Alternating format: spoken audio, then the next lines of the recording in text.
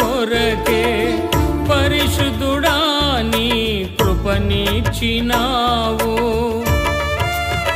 ఆయన బయలుదేరి మార్గమున పోచుండగా ఒకడు పరిగెత్తుకుని వచ్చి ఆయన ఎదుట మోకాళ్ళూని, సద్బోధకుడా, నిత్య జీవమునకు వారసుడనగుటకు నేనేమి చేయుదునని ఆయనను అడిగాను.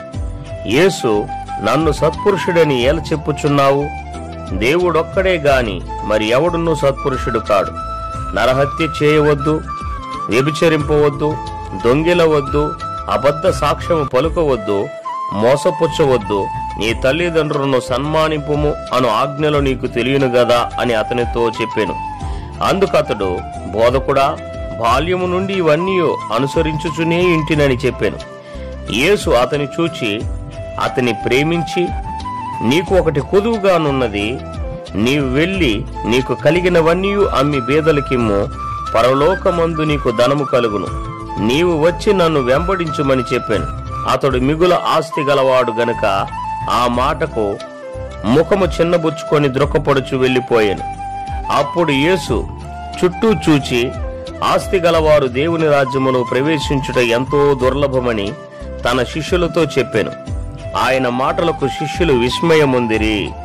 అందుకు యేసు తిరిగి వారితో ఇట్లనెను, పిల్లలారా, తమ ఆస్తి యందు నమ్మిక ఉంచువారు దేవుని రాజ్యములో ప్రవేశించుట ఎంతో దుర్లభము. ధనవంతుడు దేవుని రాజ్యములో ప్రవేశించుట కంటే ఒంటె సూది బెజ్జములో దూరుట సులభము. అందుకు వారు అత్యధికముగా ఆశ్చర్యపడి, అట్లయితే ఎవడు రక్షణ పొందగలడని ఆయనను అడిగిరి. యేసు వారిని చూచి, ఇది మనుష్యులకు అసాధ్యమే గాని దేవునికి అసాధ్యము కాదు, దేవునికి సమస్తమును సాధ్యమే అనెను. పేతురు, ఇదిగో మేము సమస్తమును విడిచిపెట్టి నిన్ను వెంబడించితిమని ఆయనతో చెప్పసాగిను. అందుకు యేసు ఇట్లనెను, నా నిమిత్తమును సువార్త నిమిత్తమును ఇంటినైనను, అన్నదమ్ములనైనను, అక్క చెల్లెండ్రనైనను, తల్లిదండ్రులనైనను, పిల్లలనైనను, భూములనైనను విడిచినవాడు ఇప్పుడు ఇహమందు హింసలతో పాటు 100 అంతలుగా ఇండ్లను, అన్నదమ్ములను, అక్క చెల్లెండ్రను, తల్లులను, పిల్లలను, భూములను రాబోవు లోకమందు నిత్య జీవమును పొందునని మీతో నిశ్చయముగా చెప్పుచున్నాను.